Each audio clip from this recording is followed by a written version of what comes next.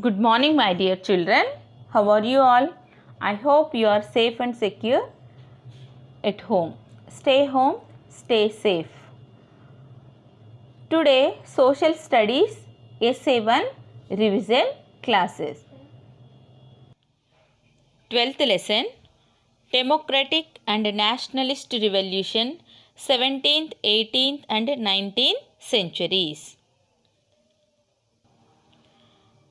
The Civil War and the Glorious Revolution. England, the Civil War and the Glorious Revolution. In this topic, 1 mark, 2 marks questions. What is meant by Glorious Revolution? What is meant by Glorious Revolution? Page number 161.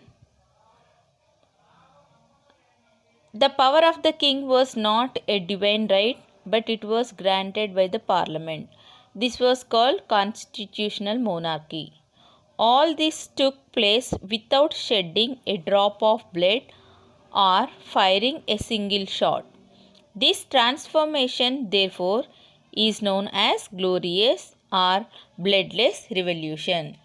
Glorious or bloodless revolution means the revolution of 1688 in England happened without shedding a drop of blood. This transformation, therefore, is known as glorious or bloodless revolution. Next, French Revolution.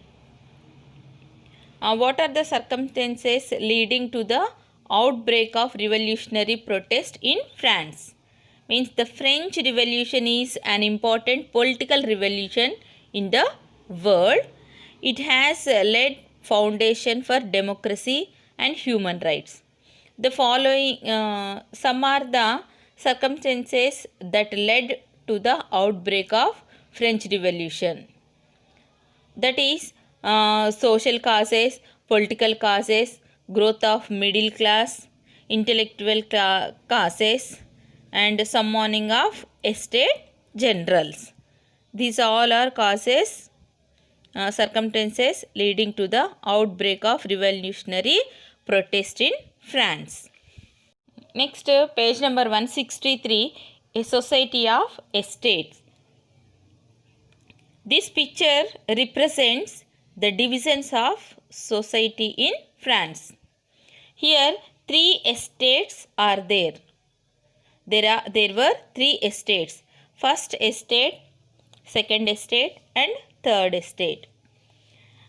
Businessmen, merchant, court of officials, lawyers, peasants, artisans, small peasants, landless laborers and servants constitute the third estate. Second estate, nobility. First estate, clergy. So, the clergy and nobility were privileged group in the French society. The third estate were the majority of the people. Next important topic in this lesson, the reign of terror. In the autumn of 1793, Robespierre and the Jacobins focused on the addressing economic and political threats within France. What began as a proactive approach to reclaiming the nation quickly turned bloody as the government instituted its famous campaign against internal oppositions known as the Reign of Terror. The period of 1793 to 1794 CE is known as the Reign of Terror.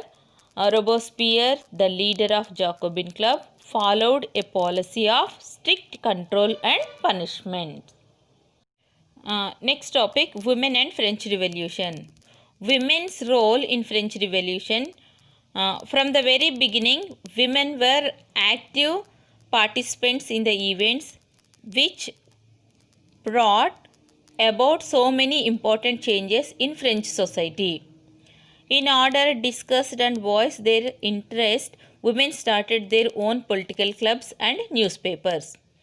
One of their main demand was the women enjoy the same political rights as men.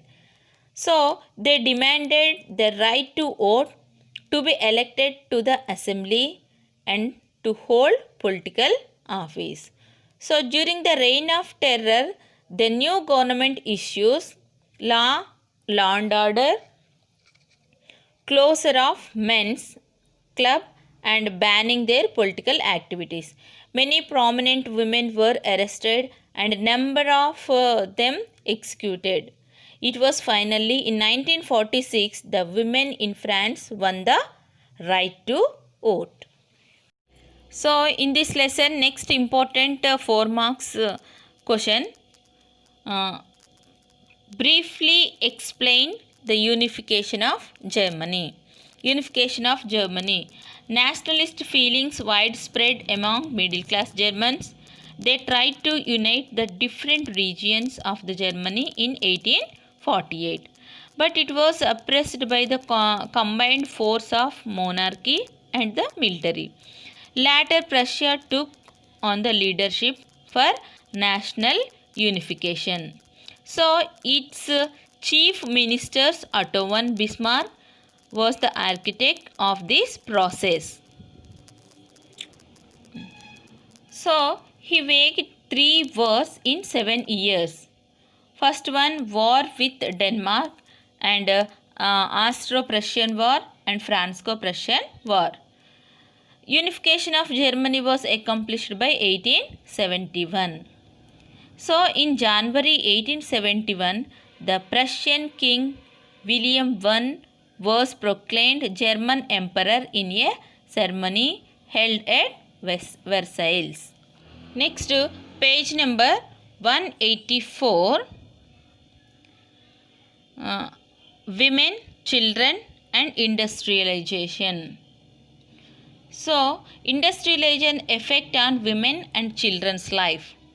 So, women lost their family life and children their childhood. Women had gained increased financial independence and self-esteem. Children worked in factories and stayed away from the education.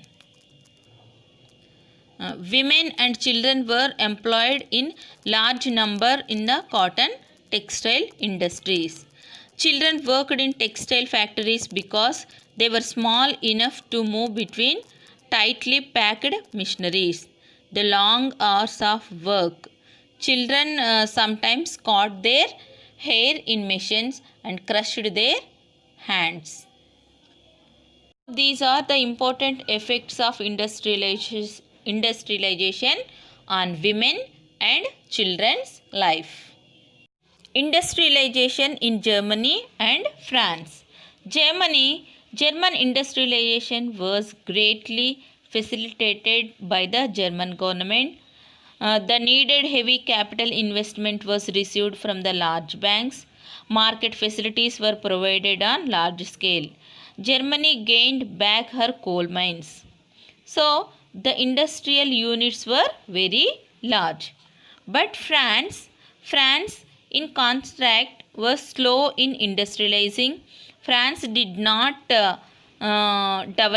develop banks which could mobilize large amount of capital and lend them to industrialists. Market facilities were provided after 1860. France lost her coal mines to Germany. So, the units were run at homes only in France. So, next lesson, social protest movement. In this topic, you have to read what is socialism, what is the basic idea of capitalism, what is the complaint of socialists about capitalism.